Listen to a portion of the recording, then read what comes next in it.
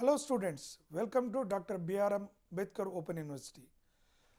As a part of UG first year, first semester microeconomics, we are talking about short run costs. So in the last session we have talked about the table representation, that how we are calculated those theoretically we have seen. So in this particular part you can see how do we calculate how graphs will be represented, right? So if you map with your textbook, you will be able to see the graphs very simple and clear. When it comes to total fixed cost curve, that is horizontally straight line parallel to x-axis. Fixed costs remain constant irrespective of output level, right? Total fixed cost, why it will be remain fixed? Because as we told you, whether you use it or not, it will be added into your cost. Like once you build a building, you buy a equipment or machinery, it will be fixed. So you use those machinery and product more effectively so that the total fixed cost curves will increase. That's where it will be constant. Whether you use it or not, you use more those fixed assets, that the total costs per unit cost will come down. Like for example, if you are using daily only 10 units if you are able to produce, but it has a capacity of 100, the 90 under capacity you are doing. If you use 100 capacity, then your cost per unit will come down. So that's where the machinery and buildings are common, it remains same. So the total fixed cost will be same. TVC curve, we are talking about graphical. We have seen the tables, since graphs we can see in the textbook. So we are seeing TVC curve which starts from its origin. That means in the graph you will see the origin, inverse S shape reflecting the law of variable proportions, rises at increasing the constant then dimensioning rate, right? It is increasing in the constant then dimensioning rate. So the total variable cost, as you variable cost means the factors which can be changed, like we discussed about working capital. So total curve, the TC curve, TFC plus TVC positively slopes inverse S-shaped curve. So that is a vertical distance between TC and TFC equal to TVC. Here your short run average fixed cost curve, rectangular hyperbola, the shape of the slopes we can see rectangular hyperbola, and downward left to right. As output rises, fixed cost spreads over more units. Just now I have explained you. Approaches but never touches the zero, right?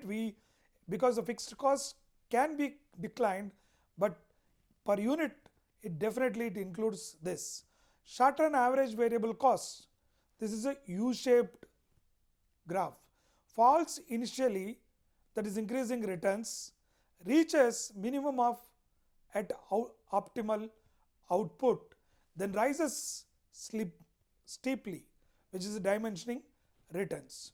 So here that your short run total cost curve is a U-shaped, sum of the short run average fixed cost plus sum of average variable cost. Minimum points occurs in the right of SAVEC, minimum due to continuously falling AFC. So marginal cost curve, short run marginal cost, this is also in U-shaped. First derivative of the TC falls faster than the average total costs, and here the costs of SATC at minimum point from below. So that is where your the short run cost curves which will goes. Now let's understand the key relationships. Both are U-shaped, that is a law of variable proportion, and SATs minimum occurs at the right of SVAVC minimum, that is a short run average cost, variable cost is minimum. Gap between ATC and ABC in the short run is the AFC, which continuously falls. So when ABC rises in the short run, that average total cost may still fall. That average fixed cost in the short run decline offsets ABC rise, right? So beyond a point, rising your short run average variable cost greater than falling the short run average fixed cost, which leads to short run average total cost rises. Now, if you see that the short run average total cost versus short run marginal cost, when SATC falls, short run marginal cost also falls, but SMC falls faster. Average total cost falls, but marginal cost falls faster than the average total cost. When average total cost rises, marginal cost also rises, but SMS rises faster than the ATC. So these are all very important and applied nature whenever you are applying any competitive exams or when it is asked exam, these applications are very important. At the minimum point of your STC, SATC, SMC, that is short run marginal cost equal to average total costs. This reflects the law of averages and marginals relationships. So now look at the long run cost curves. We have talked about short run. So long run average cost curves, this is also, as we discussed, known as envelope curve or planning curve, right? Please remember this point also. Long run average cost curve is known as envelope and planning curve. This is derived from the short run average cost curves of various plant sizes, small a, medium B, large C, right? So LAC is tangent to each ATC curve at relevant plant sizes. That's where you could see that U-shaped curve, which reflects the loss of return to scale. Minimum point M, that is equal to optimal output. That is the, what do you mean by optimal output? That's the least cost which happens. Tangency left of M, suboptimal capacity. Right of M, over optimal capacity. So in the long run marginal cost curve, which is derived from the short run marginal cost curves via points of intersection with the vertical lines drawn from the tangency points of SATC and LAC, that is the long run average cost.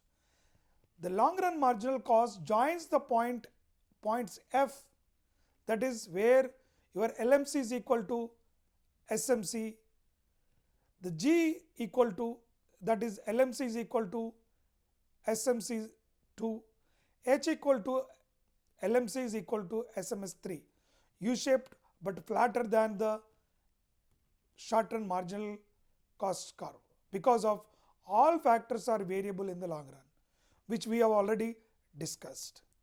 So then what is the relationships of long run average cost curve versus long run marginal cost curve? Similar to the short run average cost and short run marginal relationship, when long run average cost falls, long run marginal cost also falls faster. At point E, that is equilibrium point, LMC, that long run marginal cost, equal to long run average cost, that is LAC. When LAC rises, LMC also rises faster. LAC and LMCs are flatter than their short run counterparts.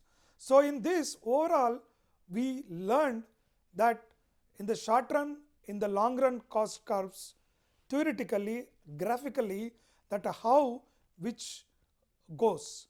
So I recommend to look at your unit 10, the graphs, with video so that you will be able to understand relatively better, right? Because the graph representation, graphical points are very, very important. Thank you.